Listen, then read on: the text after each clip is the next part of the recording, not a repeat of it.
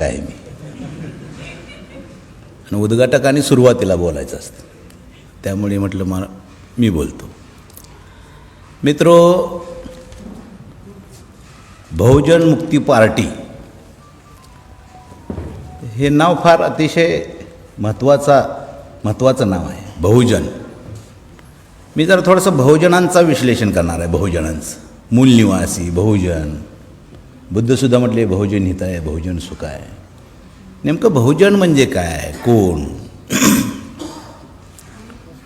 खरं तर 74 वर्ष झाली स्वातंत्र्याला. बाबासाहेब म्हटले होते की काँग्रेस हे जळतं घर आहे. बरेच वर्ष त्याच्यात राहून आम्ही करपलोय आणि आता जातीवाद्यांच्या केंद्रातल्या सत्तेतनं तर उद्ध्वस्त झालो आहे आपण. प्रश्न असा मला पडतोय की भारत सोडला तर जे सत्तेत जातात ते त्या देशातल्या प्रत्येक नागरिकाच्या हिताचा निर्णय घेतात. जगातले कुठलेही प्रगत देश घ्या की प्रत्येक शेवटचा माणूससुद्धा त्यांना आपला वाटतो आणि त्याच्या हिताचे निर्णय घेतले जातात. पण भारतामध्ये जे सत्तेत गेले ते बहुजनांचा विचारच का करत नाहीत, हा फार मोठा प्रश्न आहे. म्हणजे आम्ही ह्या देशाचे आहे की नाही? आणि मग याच्यावर बाबासाहेब आंबेडकरांनी अस्पृश्य मूळचे कोण आणि शूद्रपूर्वी कोण होते हे 2 ग्रंथ मी वाचले आणि त्याच्यामध्ये तो खुलासा आहे. काय लिहिलं बाबासाहेबांनी?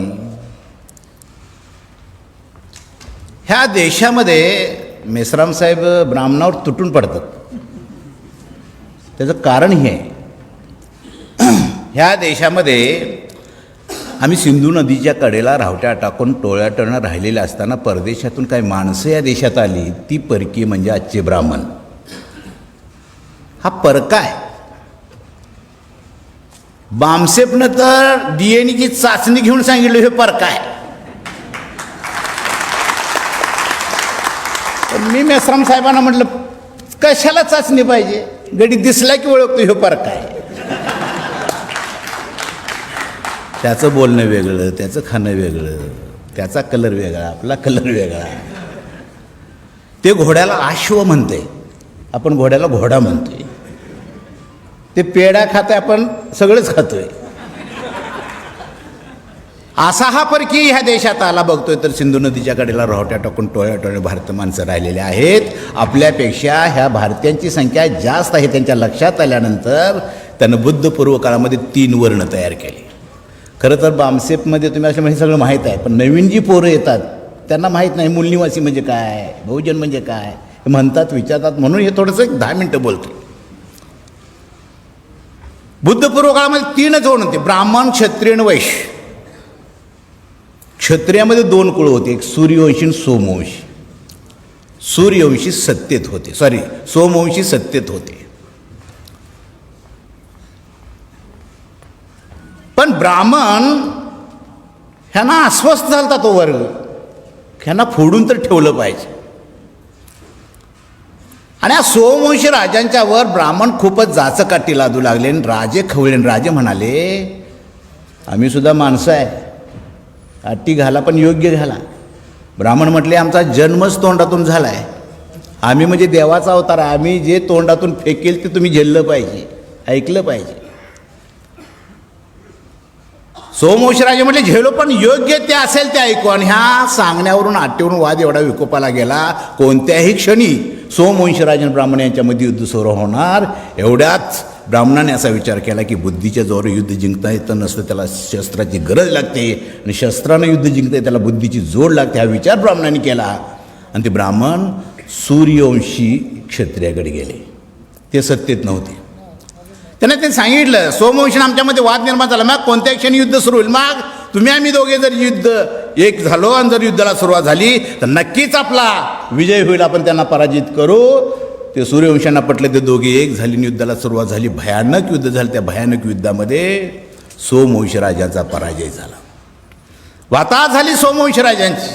जे मारले गेले ते मेले, जे जिवंत होते ते बायका मुलांना घेऊन जंगलामध्ये पळून गेले. ठरल्याप्रमाणे सूर्यवंशी सत्तेत आले, नगरं वगैरे वसली, पण पळून गेलेले ते सोमवंशी राजेच होते. जंगलातल्या ऊन वारा हिंस प्रशाचा त्यांना खूप त्रास सुरू झाला. त्या त्रासाला कंटाळून काही माणसं एकत्र आली. ती पहिली टोळी जंगलातून बाहेर पडली, नगरात आली, हात जोडून उभी राहिली, म्हटली आम्ही शरण आलोय, आम्हाला स्वीकारा.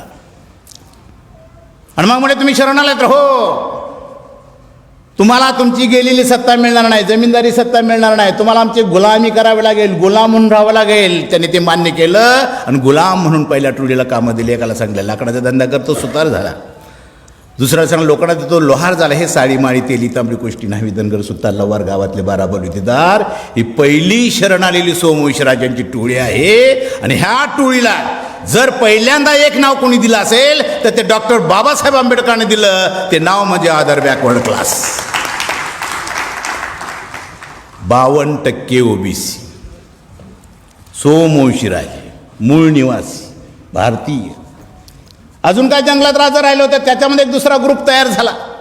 तो म्हटला आपण पण जाऊया शरण, पण दुसऱ्या टोळीचा नायक तयारीचा होता. तो म्हटला जायचं पण लय ना घासायचं नाही. मग आलीच वेळ तर 2 हात करू म्हटले, पण जाऊया. हा विचार करून दुसरी टोळी बाहेर पडली. पहिली टोळी नगरात गेलती, दुसरी टोळी नगरात नाही गेली, ती गावाच्या शिवेवरची येऊन थांबली. आणि मग हे म्हटले काल आहे. तेव्हा दुसऱ्या टोळीचं नायक म्हटलं आलोय पण लय ना. अरे मग काल आहे, वेळ आल्यावर बघून घेवे सांगायला आलोय म्हटलं. पाटील साहेब, ह्या एका वाक्यासाठी ब्राह्मणांनी ह्या दुसऱ्या टोळीवर 5 बंद्या घातल्या. 5 गावबंदी घातली, रोटीबंदी घातली, बेटीबंदी घातली. ह्या 5 बंद्या, गावबंदी. मागा माराचा माणूस गावात आला तर दिवसा 12 वाजताच आला पाहिजे, त्याची सावली त्याच्या पायातच पडली पाहिजे. ती गावबंदी. स्पर्शबंदी घातली, लोटाबंदी घातली. मागा माराचा माणूस रस्त्यानं जाताना जर चहाची तलब झाली तर बाहेरच फुटकं कप असायचं, तूच घे, तूच पे, तूच धुन, तूच ठेव. बेटीबंदी घातली. आहे का नाही अजून चालूच आहे? सैराट बघितलं का नाही? बेटीबंदी घातली. ह्या 5 बंद्या घाटणं आला तो दुसरा वर्ग आहे, त्याला मांग महार ढोर चांबार अशा. हे महाराष्ट्रात 59, केंद्रात 1500 जाती, यांची लोकसंख्या आहे 13%. त्याला बाबासाहेबांनी नाव दिलं शेड्यूल कास्ट, SC. हे 13%. अजून काय जंगलात राजा राहिलं होतं, त्यांना कळाला रे दुसऱ्या टोळीने नुसत्या 5 बंद्या घातल्या नाहीत साहेब. सोडा म्हटली गावची घाण त्या दुसऱ्या टोळीच्या बाजूला. गावची घाण त्या दुसऱ्या टोळीच्या बाजूने यायला. पहिल्या टोळीला कामं दिली ती, त्यामुळे पोट चालत होतं. दुसऱ्या टोळीला कामं नाही, ह्यांच्या जातीत जनावरून पडलेत. सोडा म्हटली गावची घाण त्या बाजूला. त्या गावच्या घाणीच्यातून मेलेली जनावर येऊ लागली. ही दुसरी टोळी पोटाची खळगी भागवण्यासाठी मेलेली जनावर खाऊ लागली. हे मोठ्याचा नाद आपणाला असा लागलाय. हलाल झालं दुसऱ्या टोळीचं. अजून काय जंगलात राज झालं, त्यांना कळालं अरे मेलेल खायची पाळी आल्या त्यांच्यावर. आणि तिथं जाऊन मेलेल खाण्यापेक्षा पळतेले हरणं मारून खाव्या म्हटलं कशाला जा. अजून माणसं जंगलात पळतेले हरणं मारून खातात, ते आहेत आदिवासी. आदिवासी 7.5%, SC 13%, OBC 52%. कोण झाला ख्रिश्चन, कोण झाला मुस्लिम, कोण झाला जैन, कोण झाला, आम्ही झालो ना. बाबासाहेब म्हटले हिंदू धर्म म्हणजे छिद्र पडलेलं जहाज आहे, जहाज. एक दिवस उंदरच राहतील त्या जहाजात, असं वागणं चाललंय ह्यांचं. आम्हीच धर्मांतर केलं असे अल्पसंख्याक 10-12%, असा आमचा गोतावळा 85% आहे. त्याला बुद्ध म्हटले बहुजन हिताय, बहुजन सुखाय. मेश्राम म्हणतात मूल निवासी, आणि आता शब्द तुम्ही बहुजन म्हणताय. असा गोतावळा स्टेजवर पण आहे आणि पुढं पण बसलाय. आणि म्हणून बाबासाहेबांनी घटला निताना सुद्धा बहुजनांचा विचार केलाय. बाबासाहेबांनी बहुजनांचा विचार केला घटना लिहिताना. आता जे 3 विषय तुम्ही ठेवलेले आहेत ते विषय अतिशय महत्त्वाचे आहेत. शेतकरी असेल, OBC असेल, किंवा आता ST महामंडळ असेल. आम्ही 14 तारखेला कोल्हापूरमध्ये चंद्रकांत दादा पाटलाच्या घरावर मोर्चा ठेवला आहे डेमोक्रॅटिक पार्टी ऑफ इंडियाच्या वतीनं. का म्हणाल, इथे STला हे म्हणतात BJP वाले सरकारची करा, आमचा पाठिंबाच आहे, पण केंद्रातलं काय करणार तू. इथं एसटी सरकारची करा, सरकारच्या प्रमाणे पगार करा, पण दररोज नरेंद्र मोदी दिवसा एक विका लागली. ते कर्मचारी आहेत का नाही? विमानात कर्मचारी होते का नाही? रेल्वेत कर्मचारी आहेत का नाही? कंपन्यांवर कर्मचारी. एसटी सोडा, आम्ही करू महाराष्ट्राचं बघू, पण केंद्रातलं काय हा प्रश्न विचारण्यासाठी आम्ही चंद्रकांत दादा पाटलांच्या घरावर जातोय. मकलाशी बघा ना त्यांची. आणि म्हणून माझ्या बांधवांनो, केंद्रातलं सरकार बहुजनांचं नाही. नाव दिले भारतीय जनता पार्टी, पण देण्या घेण्याचा विषय आला की बरोबर आपलाच गडी शोधतात. आणि हे जे विषय आहे त्या अनुषंगाने मी तुम्हाला प्रश्न विचारतो. ज्यांनी दिवसा ढवळ्या बाबरी मशीद पाडली, ज्यांनी दिवसा ढवळ्या बाबरी मशीद पाडली, ते सत्तेत आहेत. ते मुस्लिमांच्यासाठी काय निर्णय घेणार आहेत? काय चांगले निर्णय घेणार आहेत? ज्याने आयुष्यभर एससीच्या रिझर्वेशनला, एसटीच्या रिझर्वेशनला विरोध केला का नाही? ते एससी एसटीच्या बाजूने काय निर्णय घेणार आहेत? ह्या देशाचे पंतप्रधान विश्वनाथ प्रताप सिंग झाला. ह्या देशाचे पंतप्रधान विश्वनाथ प्रताप सिंग झाले. बाबासाहेबांनी घटनेमध्ये ओबीसींच्यासाठी 340 कलम आणलं होतं. ते कलम संघर्षातून आलं. बाबासाहेबांनी एसटीचं रिझर्वेशन काढलं, एससीचं काढलं, आणि मग बाबासाहेब म्हणले या देशातला ओबीसी सामाजिक, शैक्षणिक, आर्थिकदृष्ट्या मागास आहे, त्याला सुद्धा रिझर्वेशन द्या. पण सरदार पटेल म्हणाले, मिस्टर आंबेडकर, बीसी केलं, बीसीचं काढून घेतलं, ओबीसी काय लावलंय? बाबासाहेब म्हणले तुला माहित नसेल, मला माहित आहे, तू बॅरिस्टर, मी बॅरिस्टर आहे, तू घटना समितीत सदस्य, मी सदस्य आहे, देऊ नको, पण मी सांगतोय तशी परिस्थिती ओबीसीची आहे की नाही हे शोधण्यासाठी घटनेत कलम कर. तो आग्रह बाबासाहेबांचा मान्य झाला.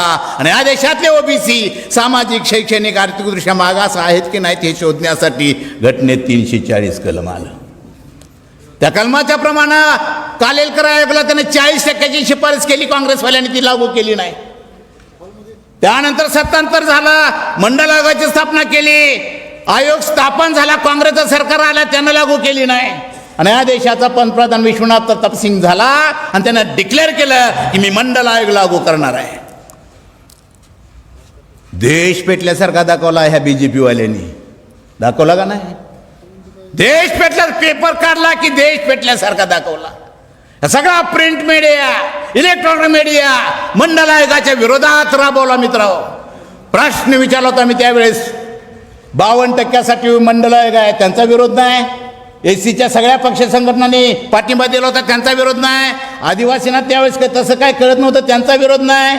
अल्पसंख्याकांनी सुद्धा पाठिंबा दिला होता, त्यांचा मग विरोध कुणाचा होता? या 3.5% लोकांनी देश पेटवल्यासारखा दाखवला. पण बाबासाहेब विश्वनाथ प्रताप सिंग म्हणाली, अडवाणी वाजपेयी म्हणाला मंडळाला लागू करू नको. मंडळाला जर हात घातलास तर बाबरी मशिदीला आम्ही हात घालू. व्ही.पी. सिंग म्हटले काय तुझा प्रश्न आहे? अडवाणी म्हटलं आमचा राम बाबराच्या गाभाऱ्यात जन्माला आला आणि तिथं झालं पाहिजे मंदिर. व्ही.पी. सिंग म्हटला राम 14 वर्ष काट्याकुट्यात वनात, तिथं कुठं तर बांधणार नाही ना, मला गाभाराच. तो आग्रह धरला. व्ही.पी. सिंगांनी मंडळाला लागू केला. आणि मग हे राजकारण आहे माझ्या बांधवांना, म्हणून सांगतोय आपण, हे आपली पार्टी आहे राजकीय, कळालं पाहिजे आपलं कोण आणि परक कोण. मंडळ लागू झाल्यानंतर मित्रांनो तरी सुद्धा अडवाणी वाजपेयी म्हटले व्ही.पी. ना ठीक आहे तुला पाठिंबा ठेवतो, पण गॅट करार स्वीकार, उदारीकरण स्वीकार, खाजगीकरण स्वीकार, जागतिकीकरण स्वीकार. व्ही.पी. म्हटले हे मला जमणार आहे. मग अडवाणीनं रथ यात्रा काढली. पाटील साहेब आहेत, काढली का नाही? रथ तयार केला. अडवाणी आत काच बुलेट प्रूफ गोळी मारली तर लागू नये म्हणून. रथ चालू झाला भारतामध्ये, महाराष्ट्रात आला. आणि महाराष्ट्राचे मुख्यमंत्री शरद पवार होते. नाही अडवला. शरद पवार जाणता राजा म्हणतात, नाही अडवला रथ. महाराष्ट्रात रथ आल्यानंतर लालू म्हणाला, ए अडवाणी माझ्यात आलंस की बीडीच. हा शब्द अडवाणीने उचलला. बिहारमध्ये रथ गेला, अडवाणीनं अडवला. अडवाणीला अटक झाली आणि मग आतूनच ऑर्डर झाली पाठिंबा काढून द्या. आणि बीजेपीनं पाठिंबा काढून घेतला. कधी नव्हती ते 11 महिन्याचं सरकार त्यांनी पाडलं. मंडल आयोगासाठी पाडलं. ओबीसीचे आरक्षण का दिलंय तर तिरस्कारापोटी ते सरकार पाडलं माझ्या बांधवांनो. ओबीसीनं 15 दिवस चंद्रशेखर पंतप्रधान झाले. आणि नंतर देखना काँग्रेसचा नरसिंहराव पंतप्रधान झाला. मी मुस्लिम बांधवांना सांगतोय, चुकून सुद्धा BJPचं नाव घेऊ नका आणि मतदान करू नका. आणि करत असेल त्याला वाळीत टाका. राग आला पाहिजे आपणाला, तिरस्कार वाटला पाहिजे त्या BJP वाल्यांचा. केला का नाही मंडळाला विरोध?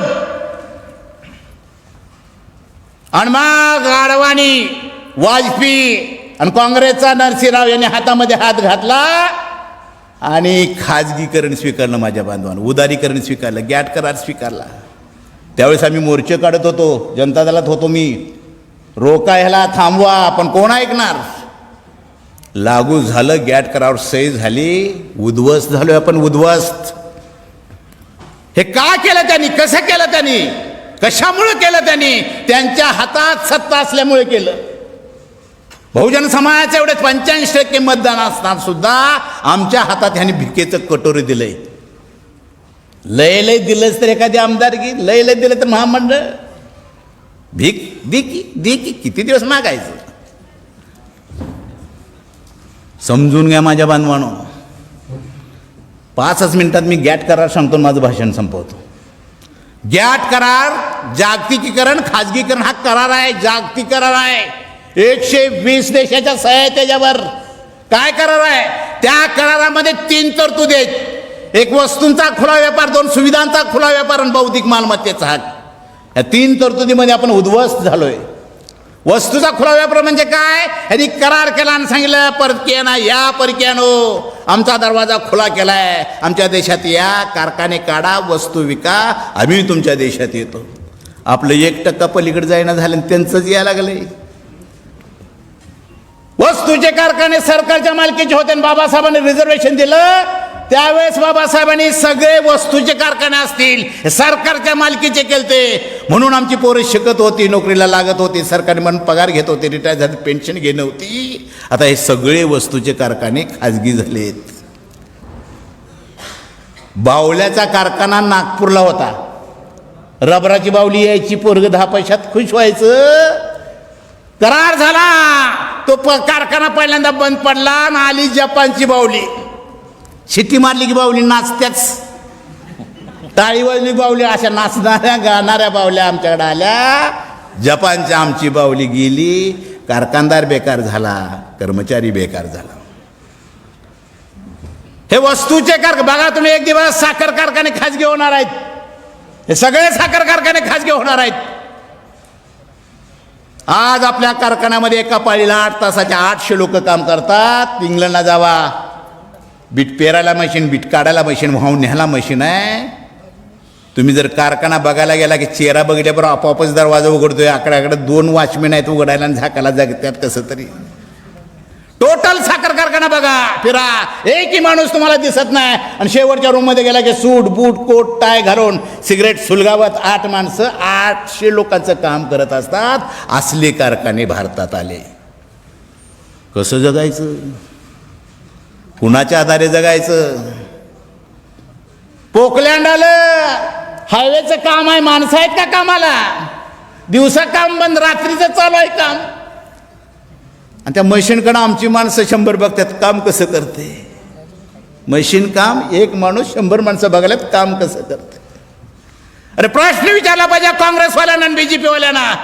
125 कोटीच्या देशामध्ये ह्या आधुनिक तंत्रज्ञान का आणलं? खाजगीकरण का आणलं? उदारीकरण का आणलं? कधी तर विचारा. मी तर बसलेल्या लोकांना सांगतो, एक तर पोरगा तुमचा डॉक्टर होणार आहे का? इंजिनियर होणार आहे का? सरकार निमन पगार करणार आहे का? सरकारी नोकरी लागणार आहे का? लागलाच तर सरकार निमन पगार होणार आहे का? रिटायर झालं तर पेन्शन मिळणार आहे का? संपलंय सगळं. वस्तूचा खुला व्यापार, फळ्याच्या फळ्या बेकाराच्या तयार होत आहेत. दुसरी तरतूद आहे सुविधांचा खुला व्यापार. आपल्या विमानी सुविधा आहे, रेल्वे ही सुविधा आहे, बँक ही सुविधा आहे, LIC सुविधा आहे, दवाखाना सुविधा आहे. हे सगळ्या सुविधा आपल्या खाजगी होत चाललेत. सगळ्या सुविधा खाजगी. म्हणून तो मोदी दिवसा एक विकालाय. सगळ्या सुविधा खाजगी. परवा दिवशी मी TV ला बघितलं, पाटील साहेब रेल्वेच भाड्याने द्यायचं ठरलंय. 1 वर्ष रेल्वेच घेऊन जा, पैसे भरून घेऊन जा, तूच चालव कशी चालवायची तशी.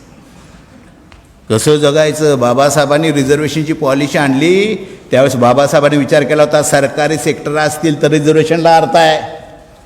आज बँका सरकारच्या मालकीच्या होत्या त्या खाजगी झाल्या, विद्यापीठे खाजगी झाली.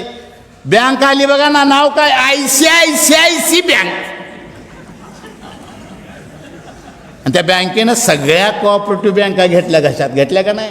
आणि 10,000 तुम्ही टाकलं, 6 महिने टर्नओव्हर नाही राहिला की 10,000 लॅप्स. कोण देणार तुम्हाला कर्ज? मिळेल का कर्ज? आणि आमच्यासाठी महामंडळ, डुकरं घ्या, शेळ्या घ्या, कुत्री घ्या, आणि त्याच्यात आम्ही थकबाकी आमचा बाप. आणि ICICI म्हणते तुझा बाप थकबाकी तर निघून जा. ही अवस्था आपल्या वाट्याला आल्या माझ्या बांधवांनो. हे सगळं खाजगीकरण आता आलंय. त्या खाजगीकरणाला आता टोकाचा विरोध केला पाहिजे. एकच विषय आपण सगळ्या पक्षांनी टोकाचा विरोध केला पाहिजे खाजगीकरणाला. तिसरी तरतूद सांगतो, माझं भाषण सांगतो, बुद्धीचा बौद्धिक मालमत्तेचा हक्क. तिसरी तरतूद आहे त्याच्यामध्ये. म्हणजे काय? एड्सवर रोग नाही, कॅन्सरवर रोग नाही. जगातले शास्त्रज्ञ संशोधन करायल्यात. जर उद्या अमेरिकेला ते औषध सापडलं तर 120 देशांनी ते औषध अमेरिकेकडूनच घ्यायचं. तो त्याचा मालक. जर तुम्ही तयार केलं तर तुमच्यावर फौजदारी आहे. म्हणजे बुद्धी विकली, सगळ्या सुविधा खाजगी, वस्तूचे कारखाने खाजगी. मी प्रश्न विचारतोय माझ्या बांधव, जगायचं कसं? बाबासाहेबांनी रिझर्वेशनची पॉलिसी, रिझर्वेशन ह्या ठेवण्यासाठी शासनाचे सेक्टर केल्यामुळे आपण नोकरीला लागत होतो. सरकारने म्हणून पगार घेत होतं, रिटायरनंतर पेन्शन घेत होतो, आणि बंगलन गाड्या उडवत होतो. साहेब आता परिस्थिती अशी होईल, मी 2 मजली बांधल्यात, पोरग पोटासाठी मजला विकत येईल, अशी अवस्था आज आपल्या वाट्याला झाल्या. MBBचा ॲडमिशनचा फॉर्म घेताना 2 लाख रुपये ठेवले. कोण भरणार 2 लाख रुपये? झोपडीतलं पोरग भरणार आहे का? आणि हे सगळं बाबासाहेबांना माहीत होतं. आणि मग बहुजनांच्या हातात सत्ता यावी. बाबासाहेबांनी आज ना उद्या माझी जमात राज्यकर्ती बनेल, त्याच्यासाठीच ना बाबासाहेबांनी मताचा अधिकार तुम्हाला दिला. राजाचा मुलगा राजा, राजाचा मुलगा राजा, राजाचा मुलगा उद्ध्वस्त केलं बाबासाहेबांनी. आणि जो 21 वर्षाचा स्त्री पुरुष होईल त्याला मताचा अधिकार बाबासाहेबांनी दिला. हे बिल पास झाल्यानंतर बाबासाहेबांना एक पत्रकार म्हटला, मिस्टर आंबेडकर खूप खूप खुश दिसताय, काय झालंय? बाबासाहेब म्हणले, मी राजाचा मुलगा राजा, राजाचा मुलगा हे उद्ध्वस्त करून आलोय, आणि जो 21 वर्षाचा स्त्री पुरुष त्याला मताचा अधिकार देऊन आलोय, त्यामुळे मला आनंद झाला.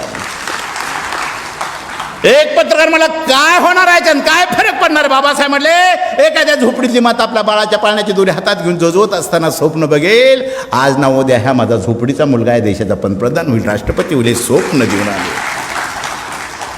माझ्या बांधवांनो, तुम्ही पार्टीचं काम करताय, झालंय का स्वप्न हे साकार? झालंय का? बाबासाहेबांनी मताचा अधिकार दिला, त्या मताचा अर्थ सुद्धा बाबासाहेबांनी सांगितला, हे आमच्या लोकांच्या लक्षात येणं झालंय.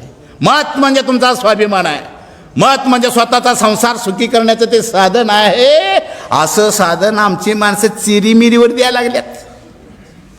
दारू दिली दे मत, भांडी दिली दे मत, साडी दिली दे मत, कोंबड्याचा पाय डोंडात दे मत, वाजवायची भांडी दिली साहेब म्हणून दे मत, समाज मंदिर रंगवून दिलं म्हणून दे मत. ह्याच्यासाठी का मत बाबासाहेबांनी तुम्हाला दिलं? मत म्हणजे स्वाभिमान आहे, सत्ता घेण्याचं ते हत्यार आहे. हे मत, हे अधिवेशन याच्यासाठी आहे, त्या मताचा तुम्हाला व्यवस्थित वापर करता आला पाहिजे. घराघरात मताचं महत्त्व तुम्हाला सांगता आला पाहिजे. कल्पना करा, 85% समाज त्यांच्या पक्ष संघटना एकत्र होऊन जर आपली केंद्रात आणि राज्यात सत्ता आली तर हे बदलता येईल का नाही? आपल्याला येईल का नाही बदला? पण आमच्या हातात सत्ता नाही, आणि आमचं गडी सगळी त्यांच्या तळात आहेत का नाहीत? जरा चमकला की घेतलाच वर, मग छाती फुगड, BJPचा आहे. अरे कसला BJPचा आहेस? काँग्रेस आहे, वाट लावली की काँग्रेसनं. बोला तरुणांनो, बोललं पाहिजे. ते बोलाल्यात ना, घटना बदलण्यासाठीच आम्ही सत्तेत आलोय म्हणाल्यात ना ते. म्हणा घटना बदलणाऱ्या, हात घातला तर बुडक्यातनं तुझा हात काढीन म्हणा एकदा. खोकलं तर पळून जाणारी जात तिच्या आईला आमच्यावर खेकारा लागल्या, दंडकीच फिरवल्यात. बोला. मी हे का बोलतोय? जर घटना बदलली तर आमचं काय राहणार नाही साहेब या देशात. गुलाम म्हणून पुन्हा राहावं लागेल. आणि म्हणून ह्या गुलामीतून मुक्त करण्यासाठी बाबासाहेबांनी हे कष्ट घेतले ना. बाबासाहेबांना काय राजा होता आलं नसतं, काय मिळालं नसतं का नाही. आणि आमची सगळी माणसं साहेब काँग्रेस, BJP, शिवसेना ह्याच्यामध्ये अडकल्यात. मी त्या मुंबईला गेलतो गणपतीच्या उत्सवाला. अर्धा गणपती निळणा अर्धा भगवा. मी म्हणली ही काय भानगड आहे? युती झाल्या म्हटलं. युती PTU की त्या युतीला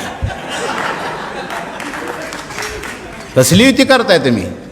म्हणून माझ्या बांधवांनो, बहुजन मुक्ती पार्टी असेल, आमचा डेमोक्रॅटिक पार्टी ऑफ इंडिया असेल, असे जे समविचारी पक्ष आहेत त्यांची एक आता आघाडी झाली पाहिजे. पाटील साहेब, या महाराष्ट्राला तो अजित पवार आहे नाही, तो जळू आहे. जळू अजित पवार हा जळू आहे, मागासवर्गाचा जळू आहे. तो ज्या वेळेस सत्तेत आला ना त्यानं सगळा मागासवर्गाचा फंड दुसरीकडे वळवलाय. आणि आता सुद्धा वळवतोय तो. एकच खमक्या वाघ झाला काँग्रेसमधला, चंद्रकांत हंडोरे. मानतोय मी त्याला. चंद्रकांत हंडोरेचा समाज कल्याण मंत्री होते ते. अजित पवार म्हटले पाण्याकडे वळवा की. हंडोरे अंगाव गेले लेखा म्हटले मी आहे की माझा फंड खर्च करायला. नाही वळवू दिला. त्यानंतर असा गडी कोण झाला नाही. डोळे झाकून सहाय्य करतात आमचं गडी. ह्या जळवाला आपणाला खाली घ्यावं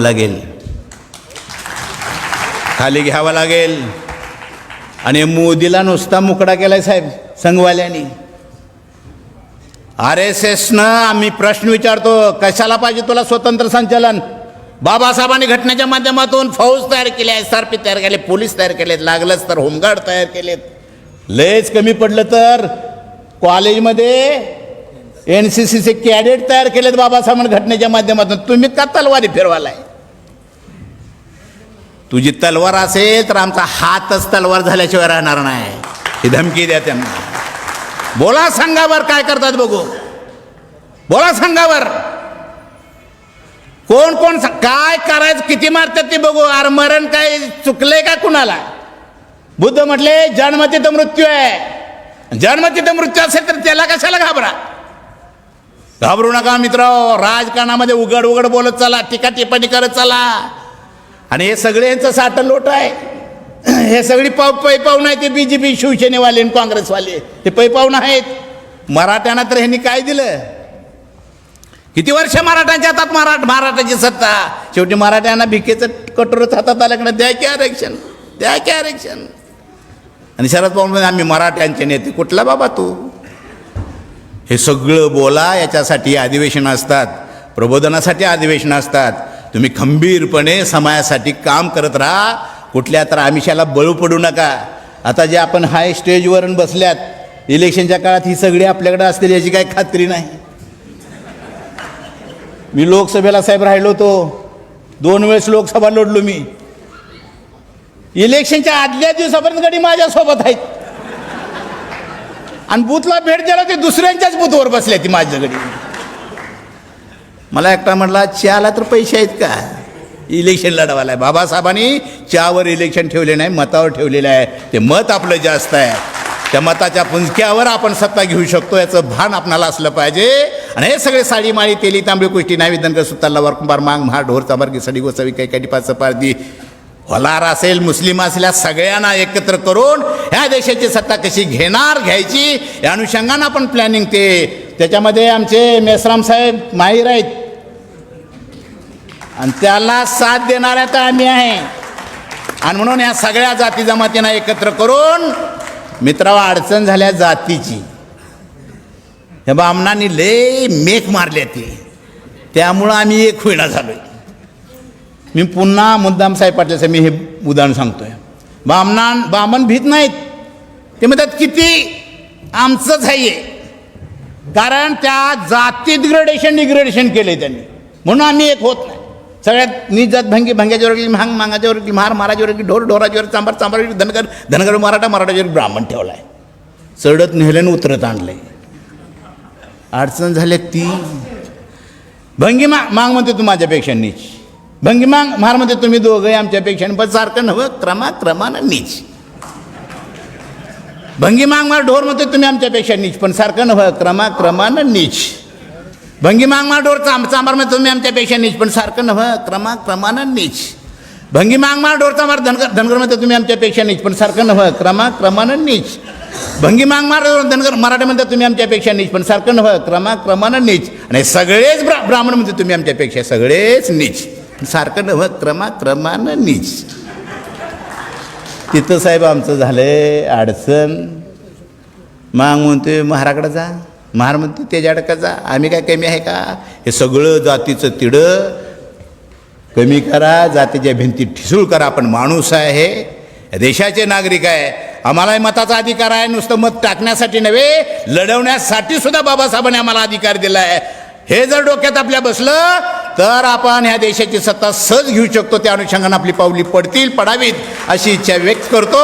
आणि मी डेमोक्रॅटिक पार्टी ऑफ इंडियाच्या वतीनं आमच्या बहुजन मुक्ती पार्टीच्या सगळ्या नेत्यांना, कार्यकर्त्यांना शुभेच्छा देतो आणि माझं लांबलेलं भाषण पुरे करतो. जय भीम, जय बुद्ध, जय भारत.